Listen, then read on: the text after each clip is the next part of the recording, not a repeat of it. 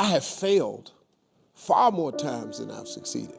Far more. You will never succeed more than you fail. That's not how it works. You know why? Because failure is a wonderful teacher. It's the only way to learn. You have to fail. Failure is a part of the process to becoming successful. I tell people this all the time. Michael Jordan, the greatest basketball player in the world, he took 946 game-winning shots. 946 times since he was in high school, the ball has been in his hand to take the game-winning shot with no time on the clock.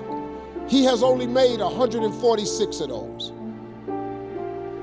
He has missed over 700 times, but he has made 146. You know what they write about? When you make it. They write about when you make it. So guess what? When you get through failing, all you gotta do is make one. All you gotta do is make one. I've had in my career probably a total of, I've been to over 200 pitch meetings to pitch ideas in Congress. Out of those 200, they have picked 5. 200 meetings, 200 show ideas, they picked 5. But you know what them 5 was? Hits. So you know what they made me? A star. I only had 5. I only hit 5. The rest of the shows I had somebody thought of and asked me to be on the show, and I might have turned it into a hit. But I've only been picked, 5 of my ideas got picked. In 33 years, 5 ideas got picked. All I need is 5 hits. That's all. Y'all don't even know I was in them other meetings. They don't write about it. They just write about my hits. You just need a hit, man. So when you fail, it's a part of the process. Keep going. You're supposed to fail. Shit, who you know that gets it right all the time? That's impossible. You have to fail. Matter of fact, when you fail, be glad about it. Every time you fail, you're one step closer. So every time you fail, say, whew, got that out the way. Go to the next one. Fail again, okay, I got 2 out the way. What's gonna happen is you just keep swinging, you're gonna get a hit. A baseball player gets paid millions and millions of dollars for a 300 batting average. That means out of every 10 times he goes to the plate, he only hits the ball 3 times. They're millionaires. They only hit it 3 times. Man, please. I can't wait to fail. Failure, the one thing we all fear, the one thing we try to avoid, and yet the one thing that teaches us the most. But what if I told you that failure is not your enemy? What if I told you that failure is in fact your best friend? You see, life is not a smooth road. It is filled with twists, turns, and unexpected speed breakers. The real challenge is not avoiding these obstacles, but learning how to embrace them, learn from them, and use them to grow stronger. I have failed countless times in my life. Before I became the Shah Rukh Khan you know today, I faced rejection after rejection. People told me I was not good enough. They said I didn't have the looks, the connections, or the talent to make it in the film industry. There were moments when I felt lost, moments when I questioned whether I should continue chasing my dreams, but I realized something important. Failure is not the opposite of success. It is a part of success. Every time I failed, I was given a choice to give up or to get back up and try again. And trust me, getting back up is where the magic happens. Think about any great person in history, be it scientists, athletes, entrepreneurs, or artists. Every single one of them has failed. Thomas Edison, the man who gave us the light bulb, failed thousands of times before he succeeded. Michael Jordan, one of the greatest basketball players of all time, was cut from his high school basketball team. J.K. Rowling, the author of Harry Potter, was rejected by multiple publishers before she became a global sensation. The one thing common among all these people, they embraced failure instead of running away from it. The problem with most of us is that we see failure as an embarrassment. We take it personally, as if failing at something means we are not good enough. But that is not true. Failing at something only means that you are trying, that you are pushing your limits, that you are stepping out of your comfort zone.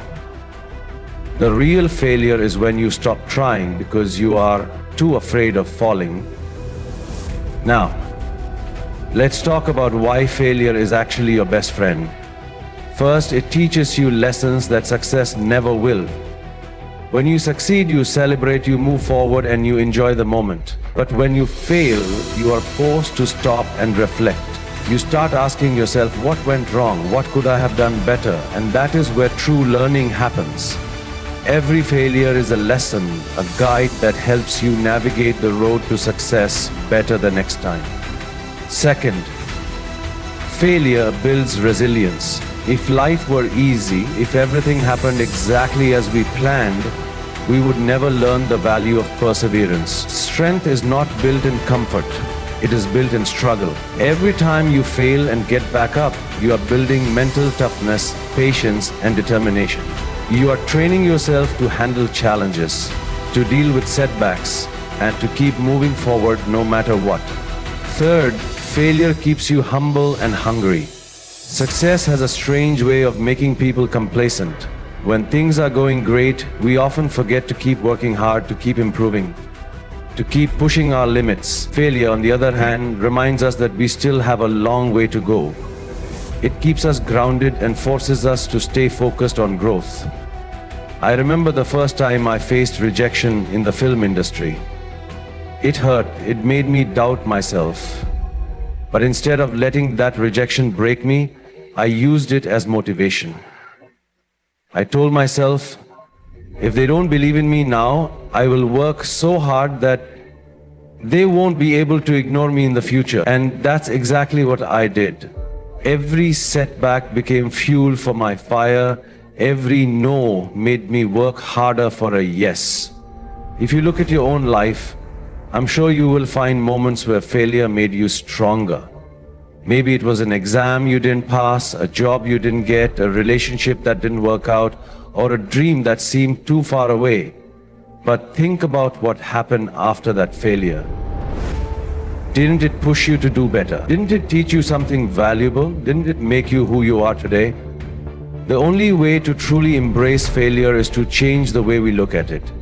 Instead of seeing it as something negative, we need to see it as an opportunity. Instead of running away from it, we need to welcome it. When you fail, don't say, why did this happen to me? Instead say, what is this trying to teach me? This small shift in mindset can change your entire approach to life. I'll leave you with this thought. Every great success story is written with chapters of failure. The people who make it to the top are not the ones who never failed, they are the ones who never gave up. So the next time you fail, don't get discouraged, get excited, because it means you're one step closer to your goal. Remember, the hero of a film always faces challenges before the grand climax. And just like in the movies, your life story is still being written. No matter how many times you fall, get back up, dust yourself off and say, picture Piba Kiai mere dust. Life is not easy, it is full of challenges, obstacles and moments where everything seems to be falling apart. No matter who you are or where you come from, struggles are a part of the journey. But here's the important question. Do you own your struggles or do they own you? Because the way you answer that question determines whether you rise above your difficulties or let them define your life. Every person you admire, every success story you've ever heard has one thing in common: struggle. There is no greatness without adversity. But what separates those who succeed from those who don't is their ability to own their struggles instead of letting them take control. When you own your struggles, you take responsibility for your life. You refuse to be a victim of circumstances. You understand that while you may not always control what happens to you, you do control how you respond to it. Take a moment to think about your own life. Think about the hardest moments you faced.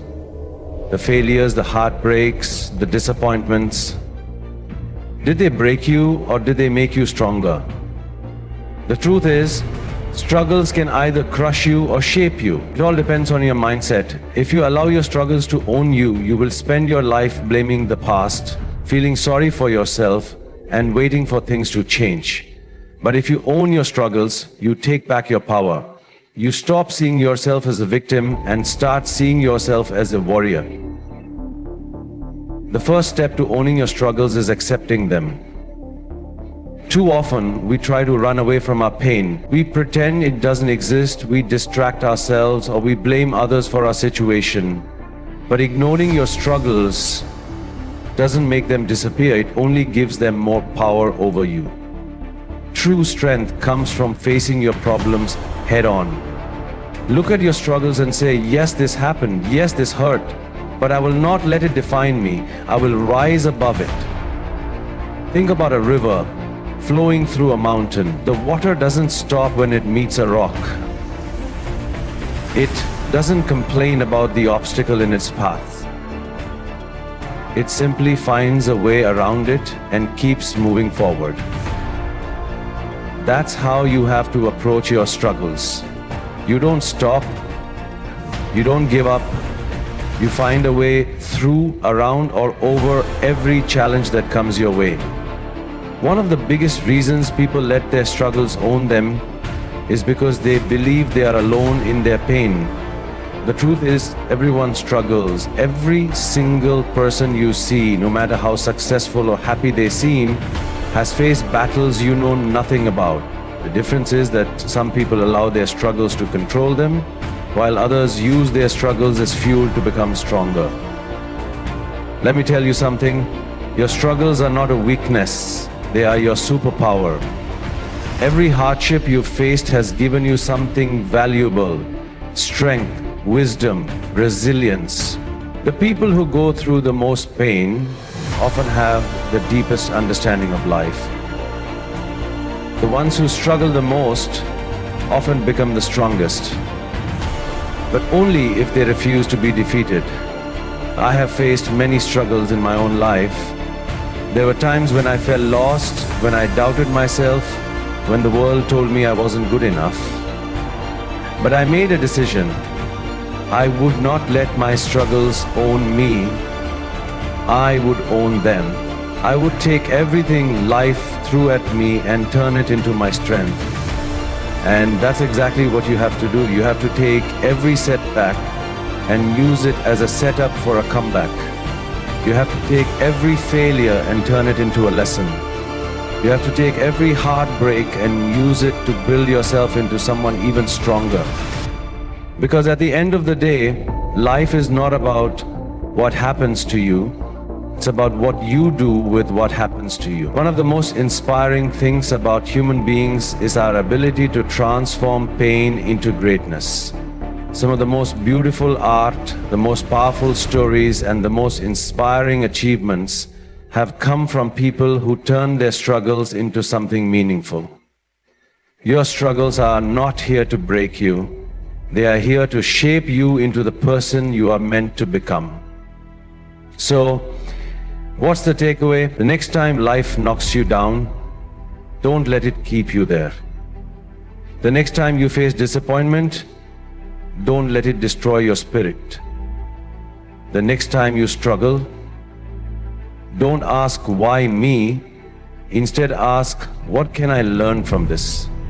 Because the moment you stop seeing struggles as something that happens to you and start seeing them as something that happens for you, everything changes. You are not your past, you are not your failures, you are not your pain, you are the person who gets up, who fights back, who refuses to be defeated. Own your struggles, use them to build yourself. And most importantly, never ever let them own you. Because at the end of the day, life is like a movie. And in every great movie, the hero faces struggles. But the hero always rises. And so will you. I will give an incident. This is all of you who have assembled here, all of you. Remember this incident. 1979. SLV3 satellite launch vehicle, I was the project director, mission director. My mission is to put the satellite in the orbit. Thousands of people worked nearly 10 years. I reached the Sriharikota and it's in the launch pad. Countdown was going on. T-minus 4 minutes, T-minus 5 minutes, T-minus 1 minute, T-minus 40 seconds. Computer put a hold, don't launch it. Computer says don't launch it. I am the mission director, I have to take decision. Everything is on. Behind me there are 6 experts. They saw computer database coming in and screen, and they see the pictures in the screen. They said there's a problem. The problem is there's a leakage in the system, in the control system. But immediately they calculate no problem. We have got sufficient fuel and oxidation for control system. It controls the rocket to the required altitude, and we can go ahead. Now, of course, my expert's view, but I took a decision. Problem is mine. Finally, I took a decision. I bypassed the computer. I launched the system. Okay, I launched the system. Apollo went. First stage worked with a 4-stage rocket, and second stage got mad. It went to spin. Instead of putting the satellite in the orbit, it put in the Bay of Bengal. 1979, it was a failure. It was a failure. First time I experienced my failure. How do you manage the failure? Success I can manage. So at that time, a great man, a great leader, Professor Satish Dhawan, he comes to me, I am very tired working nearly for months. He wakes me up, come, let us go for a press conference. Press is meeting there, like this, number of people, world press, with photos, this and that, all the gadgets, they are there. I was really frightened, I will be the culprit, because I am the project director, mission director.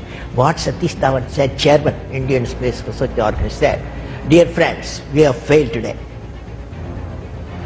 This is the first time I have to give all the success, all the failure is, I want to support my technologists and scientists and staff so that next year they succeed. So he took the whole blame himself. And then media asked, you have put Bay of Bengal so many crores. You have put like that, lot of criticism. He received the criticism. He assured them in a year we will succeed with our team. It's a very good team. Next year, here only interesting happened. Next year, July 18, 1980, when he succeeded, Professor Dhawan said, you go and conduct the press conference. Do you follow what this means? It means when the failure occurred, the leader took it up. When the success came, he gives to his team. That's the first time.